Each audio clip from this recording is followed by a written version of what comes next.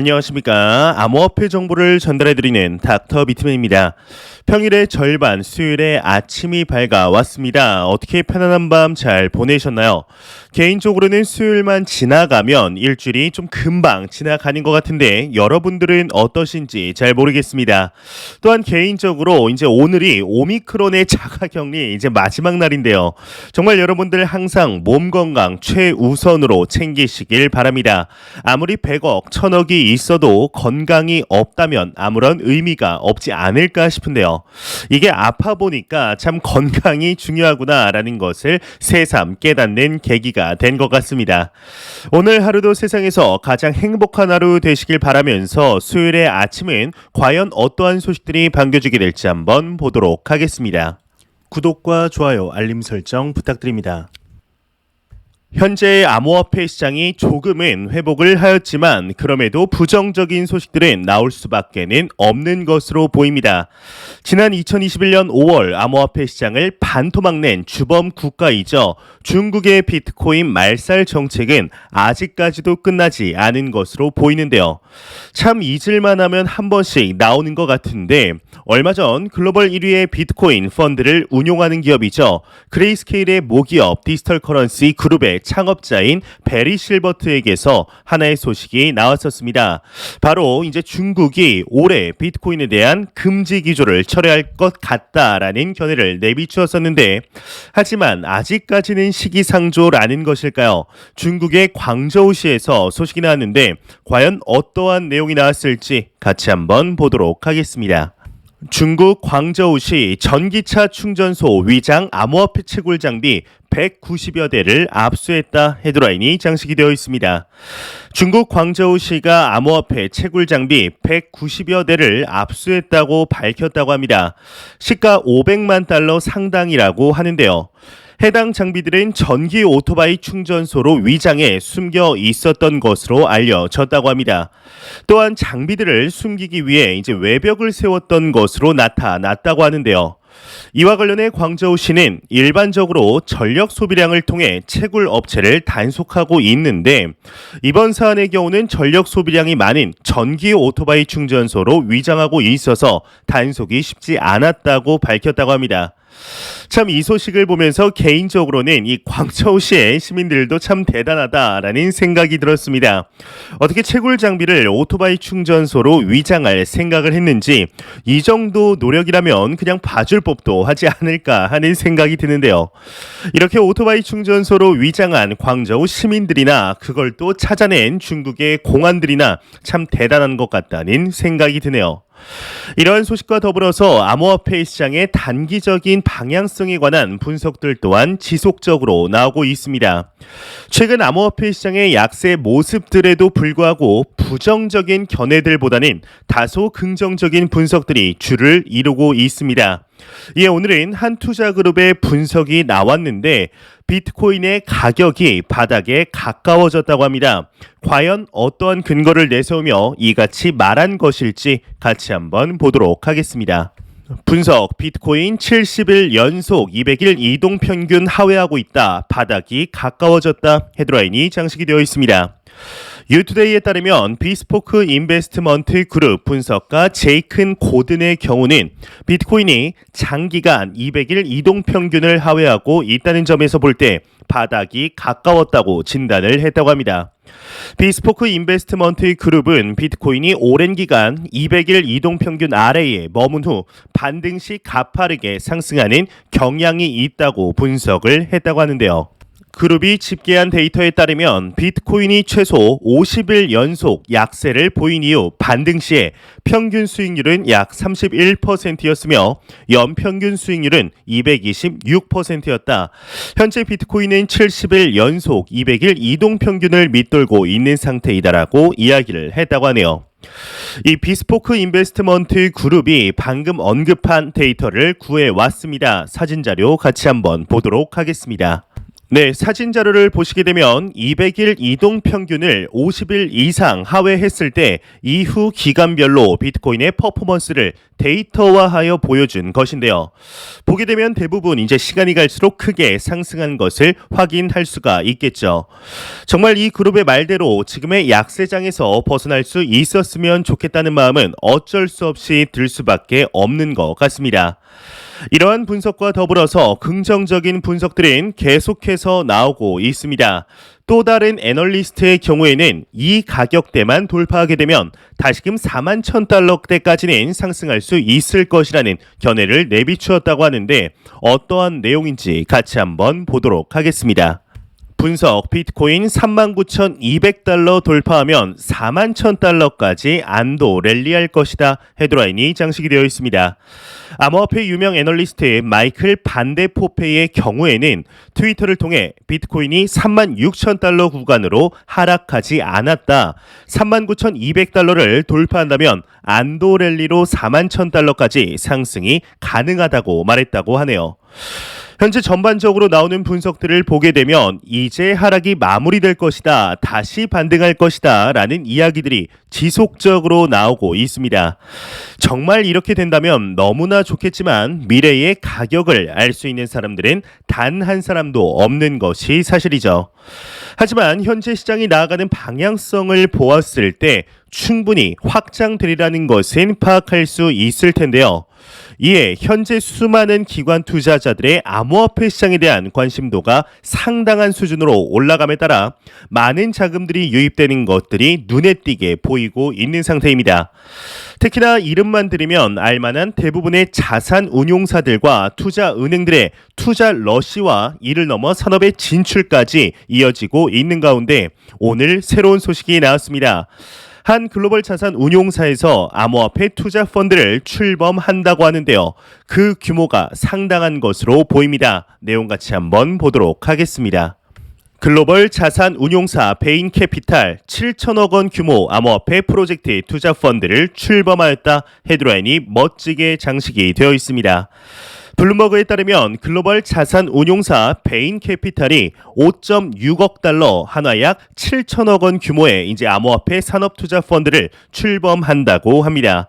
이 자금 모집은 지난 11월에 완료된 것으로 나타났다고 하는데요. 해당 펀드는 향후 몇 년 내 30개 이상의 프로젝트에 투자할 예정이라고 합니다. 이 투자 영역은 이더리움 경쟁 플랫폼이 될 수 있는 레이어 1 프로젝트, 블록체인 기반 스토리지 영역 등이라고 하는데 이와 관련해 스테판 코엔 이제 베인캐피탈 파트너는 우선적으로 지분 투자를 진행하며 향후 토큰 투자, 2차 시장 토큰 매수로까지 확장할 수 있다고 밝혔다고 합니다. 이 베인캐피탈의 경우는 앞서 블록파이, 컴파운드, DCG 등에 투자한 바 있으며 암호화폐 분야에 전문적으로 투자하는 펀드 조성은 이번이 처음이라고 하는데요. 앞서 코이니스는 베인캐피탈이 암호화폐 투자 펀드 BCV 크립토 펀드 I LP 승인을 규제 당국에 신청했다고 보도한 바 있었다고 하네요. 암호화폐 자체에 투자하는 펀드는 지속적으로 나오고 있었지만 기사에서 나온 대로 암호화폐 분야에 전문적으로 투자하는 펀드 조성은 이번이 처음이라고 합니다. 기존의 채굴 산업에 투자하는 ETF라거나 또는 간접적으로 비트코인에 투자하는 산업 펀드와는 조금은 성격이 다른 것으로 보이죠. 이러한 펀드들이 조성이 되는 데에는 아주 간단한 논리가 적용이 되게 됩니다. 말 그대로 이 시장에 대한 잠재적인 성장력을 높게 평가하는 기관 투자자, 고액자산가들의 수요가 충분하다는 것을 보여주며 이에 따라 시간이 흐를수록 이 시장은 확장될 수밖에 없다는 것을 명확하게 보여주는 증거라고 생각이 드는데요. 지금의 시장의 가격과는 무관하게 긍정적으로 보는 시각들이 상당히 많다는 것을 알 수 있는 것이죠. 현재 가격의 지지부진한 모습 속에 개인 투자자들은 매도를 하는 상황 속 어제 또한 비슷한 결의 소식이 나왔었습니다. 바로 비트코인의 매수 세력들이 단기 보유자, 즉 투기 자본들의 물량을 모두 흡수 중이라는 소식이 나온 것인데요. 과연 우리는 이러한 시장 상황 속에 어떠한 스탠스를 가져야 할까요? 암호화폐를 모두 매도하고 이 시장을 떠나가는 것이 과연 능사일지에 대해서는 충분히 생각을 해보아야지 않을까 싶습니다. 현재 우리는 명확하게 인지하고 있어야 한다고 생각이 듭니다. 단순히 우리는 코인에 투자를 하고 있는 것이 아닌 핀테크의 혁명이자 금융의 변혁에 투자를 하고 있다는 것을 말이죠.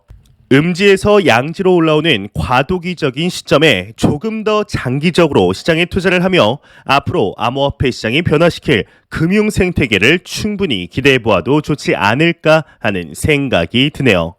이러한 소식과 더불어서 최근 글로벌적으로 암호화폐 시장이 제도권 안으로 들어오려는 모습 속에 우리나라 대한민국에서 또한 이러한 움직임들이 포착이 되고 있습니다. 얼마 전 대한민국의 대기업이죠. LG전자의 경우에는 암호화폐 매매업을 사업 목표에 포함시킴으로써 LG가 암호화폐 거래소를 염두에 두고 있다는 것이 아니냐는 이야기들이 나왔었는데요. 이뿐만이 아니라 카카오뱅크의 경우는 가상자산 실명 계좌를 트기 위한 물밑 작업 중이라는 발표가 나옴으로써 대한민국의 대기업들이 암호화폐 시장을 어떻게 바라보고 있는지를 여실히 알 수 있는 계기가 되었습니다. 하지만 이보다 더욱 먼저 암호화폐 시장을 바라보며 사업 진출 계획을 세우고 있었던 곳이 있었습니다. 바로 신한금융지주입니다. 이에 오늘 새로운 소식이 나왔는데 과연 어떠한 내용이 나왔을지 같이 한번 보도록 하겠습니다. 신한금융투자 디지털 자산 콘텐츠 분야 강화하겠다 헤드라인이 멋지게 장식이 되어 있습니다. 비즈니스 워치에 따르면 신한금융투자의 경우는 8일 자사 IPS 본부 내 WM 리서치 챕터에서 디지털 자산을 전담하는 이세일 애널리스트를 영입하고 앞으로 다양한 자산 배분 전략 수립을 위한 디지털 자산 투자 콘텐츠를 정기적으로 제공한다고 밝혔다고 합니다. 회사 측의 경우는 전 세계 암호화폐 시장의 규모가 2,400조 원에 달하면서 국내 시장 역시 빠르게 성장함에 따라 자산 포트폴리오 구성 시 디지털 자산의 중요도에 대한 목소리가 커지고 있는 점을 고려했다고 설명하였는데요. 이 애널리스트의 경우는 크립토 커런시, NFT를 비롯한 블록체인 기반의 디지털 자산 전략 등을 유튜브 등을 통해 전하고 사내 임직원을 위한 디지털 자산 분석 업무를 수행한다고 하네요.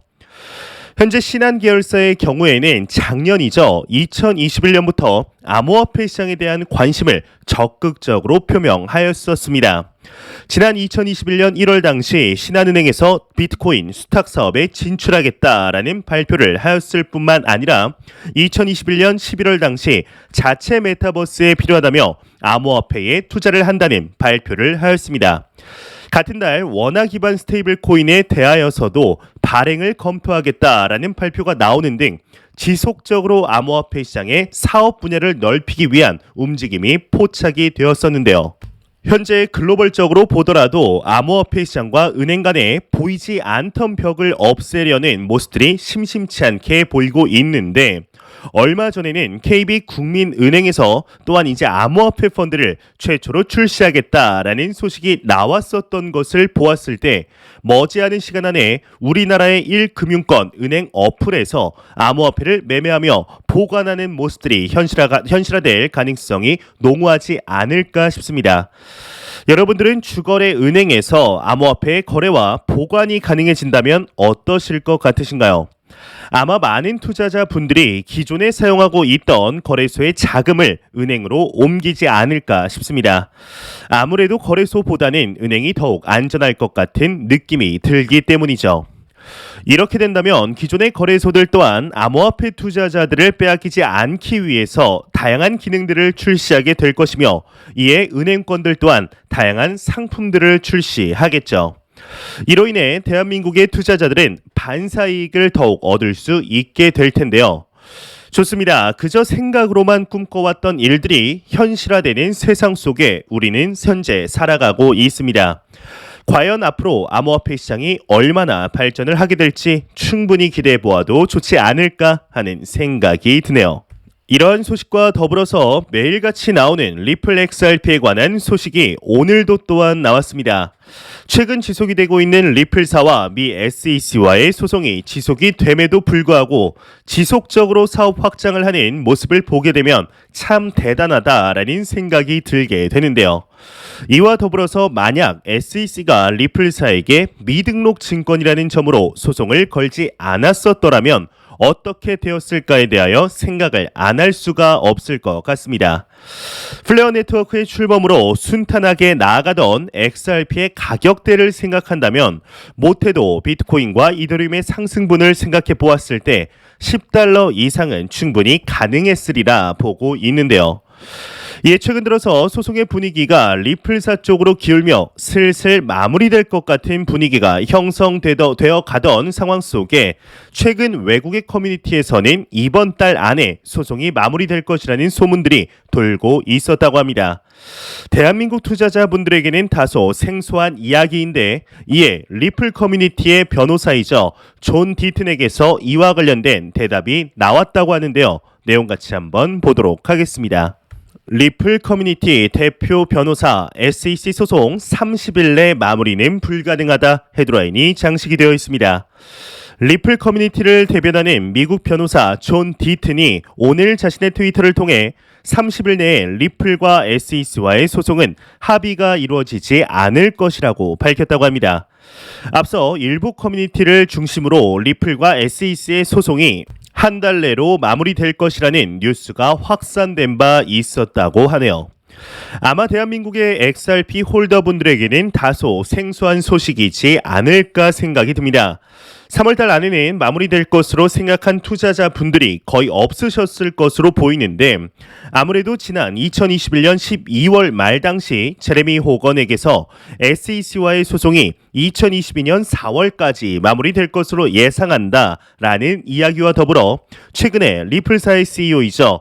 브래드 갈링 하우스로부터 법원이 곧 소송과 관련하여 판결이 날 전망이다라는 언급까지 나옴에 따라 이 두 가지 소식이 합쳐져 4월보다는 조금 빠르게 한 3월 정도면 마무리되지 않을까라는 찌라시들이 외국 커뮤니티를 중심으로 빠르게 확산이 된 것으로 보입니다. 아마 대한민국의 XRP 홀더분들 중에서는 이번 달 내로 마무리될 것으로 생각하시는 분들은 거의 없지 않으셨을까 싶은데요. 어제는 또 11월 안에 소송이 종료될 것이라는 소식이 나옴으로써 4월에 끝난다고 했다가 11월에 끝난다고 했다가 갑자기 또 3월은 아니라고 했다가 투자자분들에게 혼란이 가중이 되고 있습니다. 하지만 현재 우리가 중요하게 봐야 하는 것은 언제 마무리가 되느냐 또한 당연히 중요하겠지만 어떠한 방식으로 끝날 것이냐가 아닐까 싶은데요. 어제 영상에서도 말씀을 드렸었지만 얼마 전까지만 해도 SEC에게 리플사가 승소하는 것은 다소 어려울 것이다. 미국의 정부 기관을 패소시킬 판사는 없을 것이며 만약 SEC를 패소시키게 된다면 그동안 당해왔던 블록체인 기업들의 엄청난 반발이 예상이 되기 때문에 혼란을 가중시키지는 않을 것이다 라는 논리로서 리플사의 승소보다는 합의를 점쳐왔던 것이 사실이었습니다. 하지만 이제는 기조가 많이 달라지고 있는 것이 사실이죠. 합의보다는 리플사 쪽에 우세를 점치고 있으며 이를 넘어 승소까지 예상을 하고 있는 중입니다. 지난 1년 여간의 소송의 움직임들을 보았을 때 사실상 SEC는 단순 시간 끌기에 여념이 없었던 것은 부정할 수 없는 사실인데요. 이제 기나긴 소송의 마침표를 찍을 날이 얼마 남지 않아 보이고 있습니다. 이번 달은 아니더라도 이번 연도 안에는 마무리가 되길 바라는 투자자분들이 많으실 것으로 보이는데 과연 이 소송의 향방이 어떻게 흘러 들어가게 될 것인지 이에 대한 새로운 소식이 나오는 대로 바로 알려드리도록 하겠습니다. 현재 암호화폐 시장이 만족할 만큼의 모습들이 보이지 않고 있습니다. 참 답답한 시장 상황들이 지속이 되고 있지만 그럼에도 현재 매도를 해야 할 이유보다 매수를 해야 할 이유가 더욱 많은 시장임에는 부정할 수가 없습니다.